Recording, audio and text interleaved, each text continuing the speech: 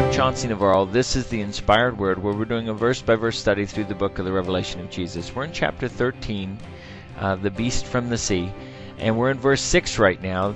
It continues on. The last time it said that he was speaking blasphemies against God. It continues and reiterates it here in verse 6, where he says, "Then he opened his mouth in blasphemy against God, to blaspheme his name, his tabernacle, and those who dwell in heaven." So it's getting a little more specific here. He doesn't just blaspheme God. He blasphemes the name of God, who God is. He blasphemes his tabernacle, his temple that's here on earth. And he blasphemes the saints, those who follow God and keep his commandments.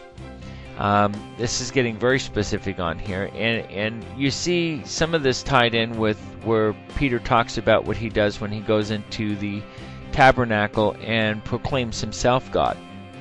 And on this, I'm hoping that you'll be back here for the next verse, in verse 7, as we continue on our verse-by-verse study through the book of the Revelation of Jesus.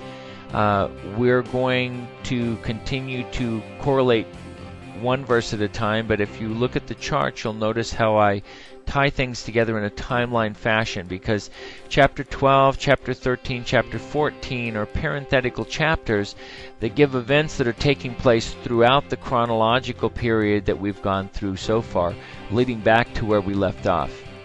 And when we left off before at the seventh trumpet, just before going into chapter 12, the seventh trumpet is the seven bowls.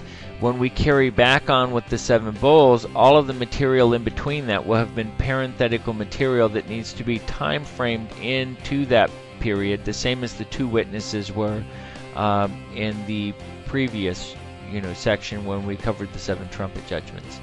My name is Chauncey Navarro. I'll see you back here at Inspired Word.